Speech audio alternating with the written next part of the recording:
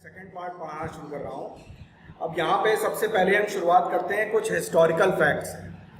वो ये है कि 1870 में जर्मन मैथमेटिशियन कैंटर ने और डेटकिन ने ये हमको दिखाया कि हर एक रियल नंबर वो एक यूनिक पॉइंट को रिप्रेजेंट करता है नंबर लाइन पे। जैसे मान लीजिए ये नंबर लाइन है और यहाँ पे 0 है और यहाँ पे 1 है, तो 0 से 1 के बीच में infinitely many numbers of points होंगे और हर एक पॉइंट एक यूनिक रियल नंबर को रिप्रेजेंट करेगा। ये इन्होंने बताया था।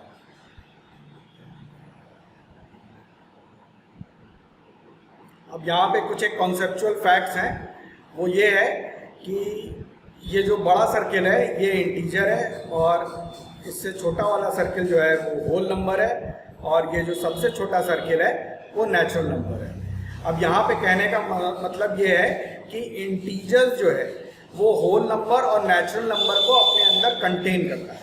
अब इसका मतलब ये हुआ कि नेचुरल नंबर और होल नंबर्स इंटीजर्स के क्या है, सबसेट है। सबसेट क्या होता है?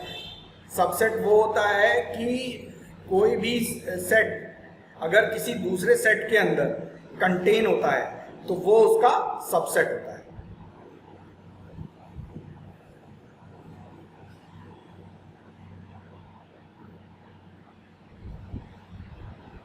अब यहाँ पे कुछ दूसरे भी कॉन्सेप्चुअल फैक्ट्स हैं।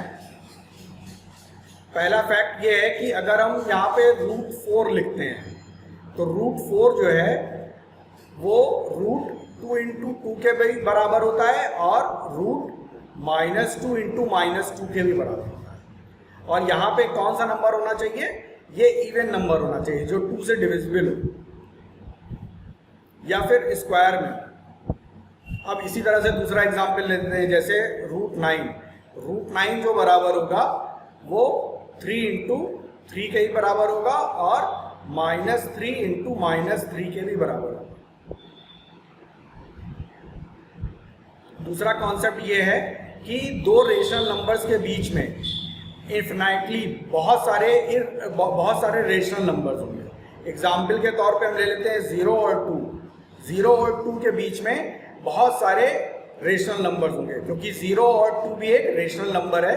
अब वो कौन कौन से नंबर हो सकते हैं? जैसे 1/2, 1/3, 1/4, 1/5, 1/6, इस तरह से इन्फिनाइट। ये सारे के सारे नंबर 0 और 2 के बीच में पड़ेंगे। अब तीसरा कॉन्सेप्ट क्या है कि यहाँ पे जितने भी रेशनल नंबर्स होते हैं, इररेशनल नंबर्स होते हैं, उनके बीच में भी इन्फिनाइटली मैनी इररेशनल नंबर्स होते हैं। यानी कि दो रेशनल नंबर्स के बीच में भी इन्फिनाइटली बहुत सारे इररेशनल नंबर्स होते हैं। अब चौथा कॉन्सेप्ट क्या कहता है? The collection of all rational and irrational numbers together make up what we call the collection of real numbers. मतलब जो रियल नंबर्स होते हैं वो कलेक्शन होते हैं रेशनल नंबर और इररेशनल नंबर्स। यानी कि अगर हम सारे रियल नंबर्स लिख दें तो उसके अंदर सारे रेशनल नंबर और इररेशनल नंबर्स आ जाएगा। या फिर मैथमेटिकली समझें तो ऐसा कि रेशनल नंबर और इररेशनल नंबर्स किसके सबसेट हैं? रियल नंबर्स के सबसेट हैं।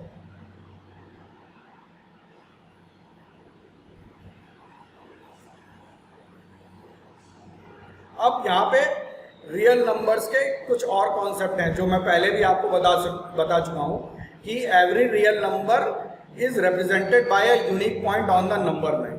Also, every point on the number line represent a unique real number.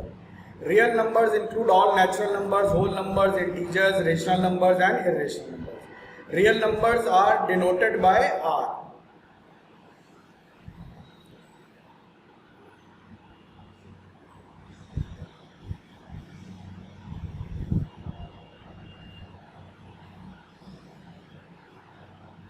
अब यहाँ पे बारी आती है decimal expansion of a real numbers. Decimal expansion of real numbers में पहला कॉन्सेप्ट क्या है कि the remainder either become 0 after a certain stage और स्टार्ट रिपीटिंग देमसेल्फ। तो सबसे पहली बात तो हम समझते हैं कब 0 आ जाता है। जैसे 6 है, 6 को हमने 2 से डिवाइड किया या हमने 6/2 लिखा तो आ गया 3। तो 2 3 ज़ा 6 माइनस 0, तो ये क्या हुआ, 0 आ गया। तो जब हम डिवाइड करते हैं तो या तो 0 आ जाएगा या फिर स्टार्ट रिपीटिंग देमसेल्फ, या तो वो रिपीट करने लगेगा अपने आप को। अब वो रिपीट कैसे करने लगेगा, इसका एग्जाम्पल हम लोग देखते हैं।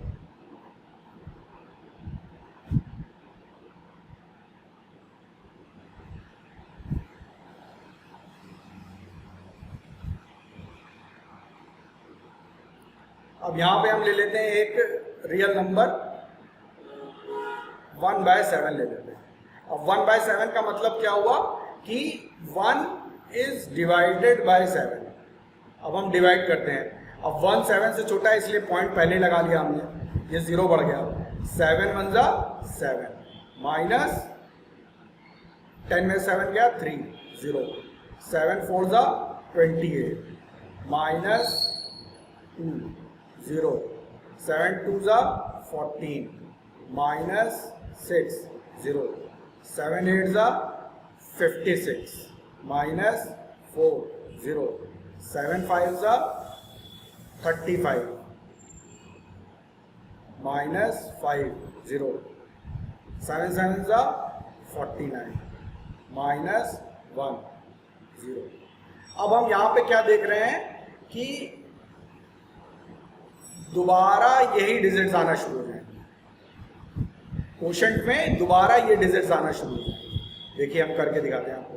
7 1 ज़ा 7 माइनस 33, 7 4 ज़ा 28 माइनस 2 0, 7 2 ज़ा 40 माइनस 6, फिर 0, 7 8 ज़ा 6 माइनस 4 0, 7 5 ज़ा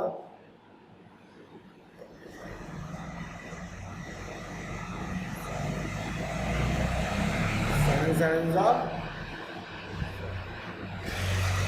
अब फिर दोबारा जब और आगे इसके डिवीजन करेंगे तो फिर ये चीज रिपीट होने लगेगी, फिर आने लगेगा 1 4 2 8 5 7। अब यही चीज वो पहले कॉन्सेप्ट में बताई जा रही है कि चीज जो है ना रिपीट होने लगती है। अब यहां पे हम आ जाते हैं पहली स्लाइड पे। दोनों एग्जांपल्स आपने समझ लिए।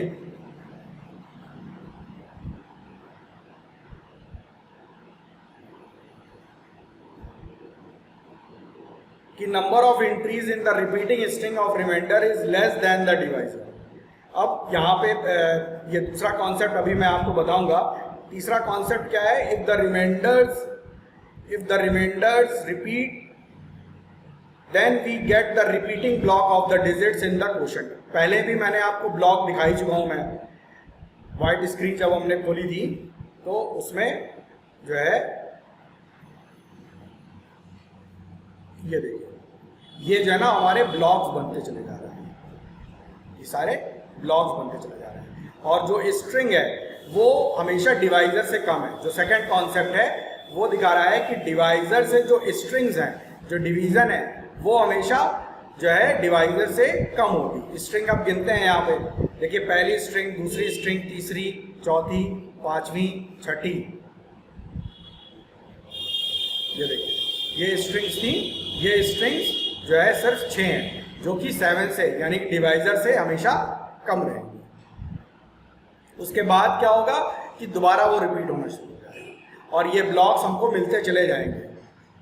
जब तक भी हम डिवाइड करेंगे तब तक ये बराबर हमको यही चीज मिलती चली जाएगी, ये रिपीटेड होता चला जाएगा।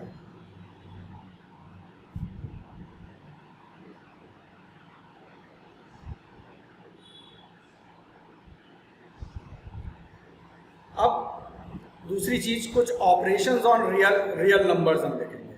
यहां पे बोला जा रहा है द सम और difference of a rational numbers and irrational numbers is irrational. यानी कि अगर हम एक रेशनल नंबर और दूसरा इर्रेशनल नंबर हो उसको अगर हम ऐड करें या सब्ट्रैक्ट करें तो वो या तो रेशनल नंबर होगा या तो इर्रेशनल नंबर होगा।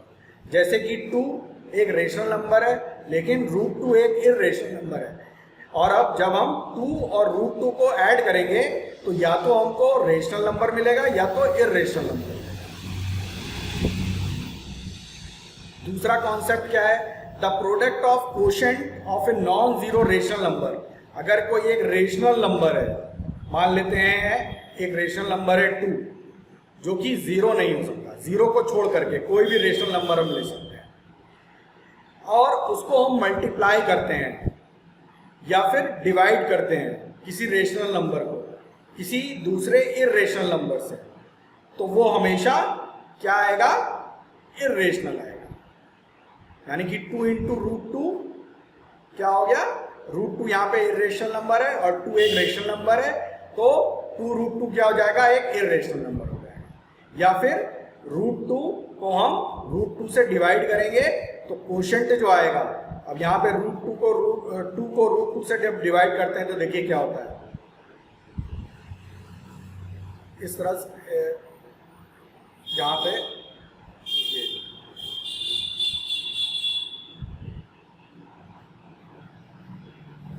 √2 इंटू √2 को हम 2 लिख सकते हैं। ये 2 कट गया तो क्या आ गया? √2 आ गया। अब √2 क्या है? एक इर्रेशनल नंबर है। अब इसके बाद जो तीसरा कॉन्सेप्ट है कि if we add, subtract, multiply और divide 2 irrational numbers, the result में बी रेशनल और इर्रेशनल। कि यहाँ पे बोला जा रहा है कि अगर हम ऐड करें, सब्ट्रैक्ट करें या मल्टीप्लाई करें या डिवाइड करें दो इर्रेशनल नंबर्स को आपस में, जैसे कि √2 इंटू √6, तो क्या होगा? या तो हमको रेशनल नंबर मिलेगा या फिर इर्रेशनल नंबर मिलेगा। दोनों में से कोई भी नंबर मिल सकता है। दो इर्रेशनल नंबर को मल्टीप्लाई करने पर हमको रेशनल नंबर भी मिल सकता है और इर्रेशनल नंबर भी मिल सकता है।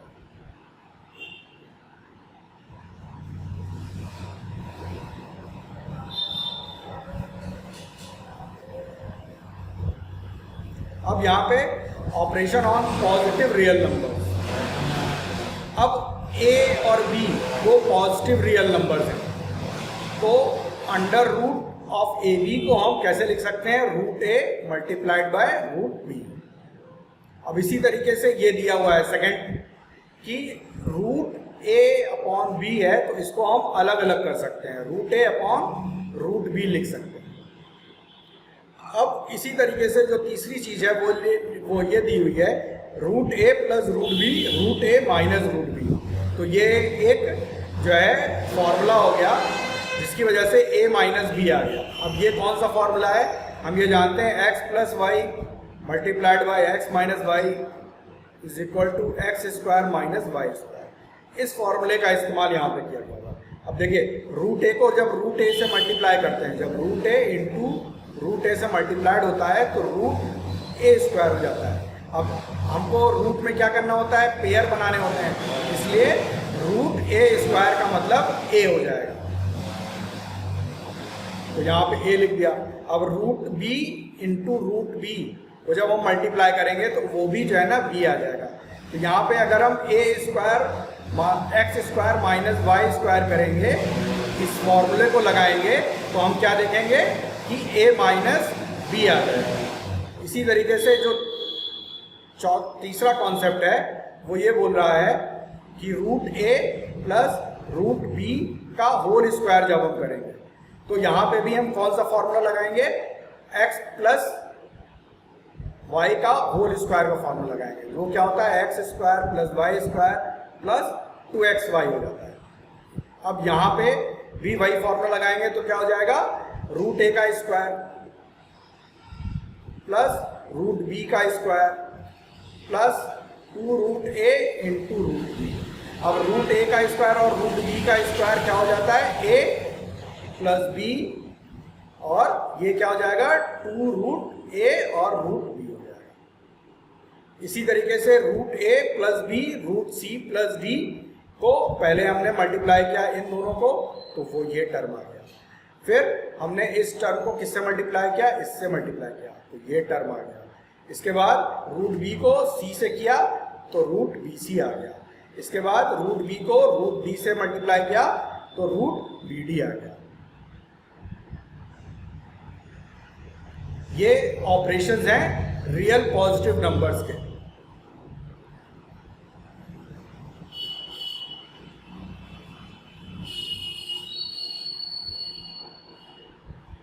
अब बारी आती है रेशनलाइजेशन ऑफ इर्रेशनल नंबर्स।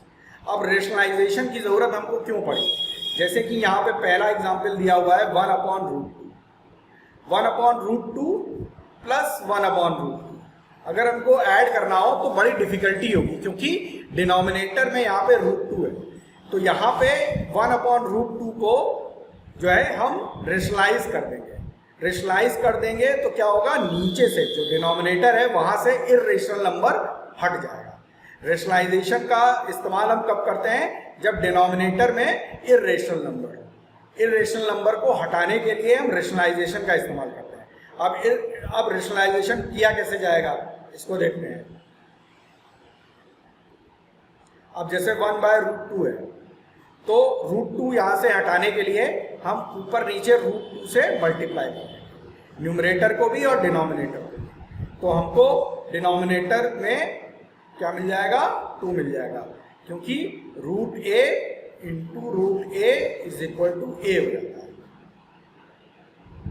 तो यहां पे क्या हुआ, जो डिनोमिनेटर है वहां से इर्रेशनल नंबर हट गया और रेशनल नंबर हमको मिल गया।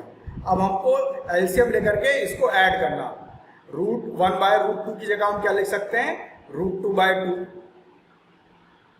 और इसमें अगर हमको दोबारा 1/√2 ऐड करना हो तो हम क्या करेंगे, √2/2 लिख सकते हैं। तो अगर हम एलसीएम लेके जोड़ेंगे तो इन दोनों का एलसीएम आ जाएगा 2, और ये क्या हो जाएगा, √2 प्लस √2, और ये इज इक्वल टू क्या हो जाएगा, 2√2/2 हो जाएगा।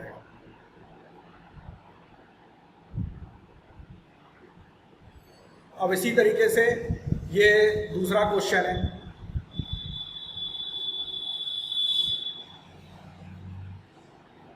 वो ये क्वेश्चन कह रहा है कि 1/2 प्लस √3 है। अब यहाँ पे भी हमने ये पहले ही पढ़ चुके हैं कि किसी भी रेशनल नंबर में इर्रेशनल नंबर जोड़ते हैं तो हमेशा हमको इर्रेशनल नंबर मिलता है। अब यहाँ नीचे डिनोमिनेटर में इर्रेशनल नंबर है, अब इसको हम कैसे हटाएंगे? तो हम क्या करते हैं कि जो ये वाला जो साइन होता है उसको चेंज कर देते हैं, और वो हो जाता है 2 - √3, और इसी से न्यूमरेटर और डिनोमिनेटर को मल्टीप्लाई करते हैं। तो ये क्या हो जाता है, 2 - √3, और ये क्या हो गया, ये हो गया a प्लस बी, और ये हो गया a माइनस बी। अब a प्लस बी और a माइनस बी को जब मल्टीप्लाई करते हैं तो क्या आ जाता है, a² माइनस b², यानी कि 2 का क्या हो जाएगा, स्क्वायर हो जाएगा। 2 का स्क्वायर 4 हो गया, और √3 का स्क्वायर क्या हो गया, 3 हो गया। तो ये क्या हो गया, 2 - √3/1। तो ये हमारा किस में बदल गया, 2 - √3। तो डिनोमिनेटर जो इर्रेशनल नंबर था उसको हमने हटा दिया। अब तीसरा एग्जाम्पल ले लेते हैं हम लोग। अब यहां पे दिया हुआ है 2/√7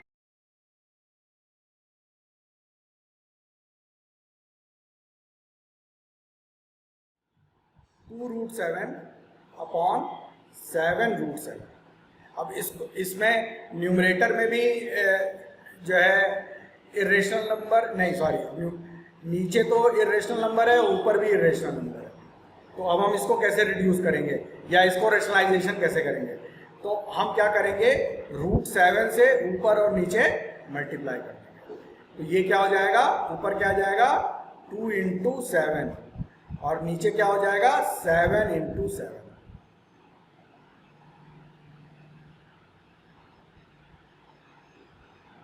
तो ये 7 और ये 7 कट जाएगा, और ये क्या हो जाएगा, 2/7।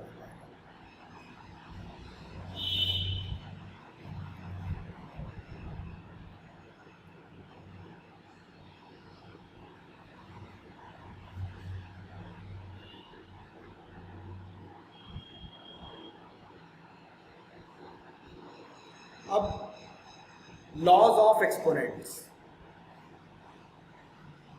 अब लॉज ऑफ एक्सपोनेंट्स हम पढ़ेंगे।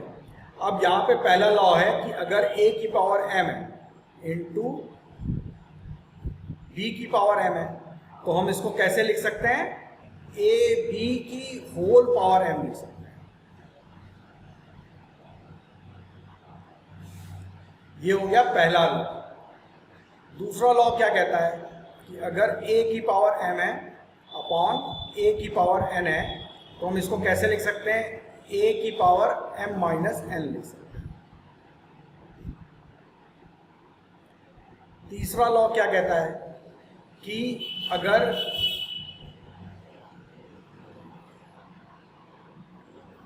a की पावर m अपॉन n है, तो हम इसको कैसे लिख सकते हैं? n रूट ऑफ a की पावर m, इस तरह से लिखा जा सकता है। इसका एग्जाम्पल ले लेते हैं। जैसे हमने लिखा 5 की पावर 1/2, ये इसी फॉर्म में है, तो हम इसको कैसे लिख सकते हैं? 5 और ये nth रूट यानी कि 2 रूट और 5 की पावर 1। या फिर दूसरा एग्जाम्पल लेते हैं f 2/3, तो इसका मतलब क्या हो गया? क्यूब रूट ऑफ 3 5 की पावर 2। इस तरह से हम इसको लिखा जा सकता है।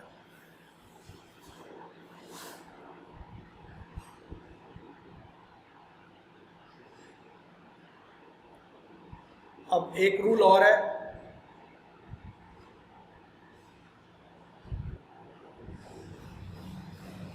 a की पावर अगर 1/n है, तो इसका मतलब क्या हो जाता है? nth root of a। यह आप लोगों ने एक्सपोनेंट्स में पहले भी पढ़ा होगा, मैं दोबारा रिवाइज करा रहा हूं इसको।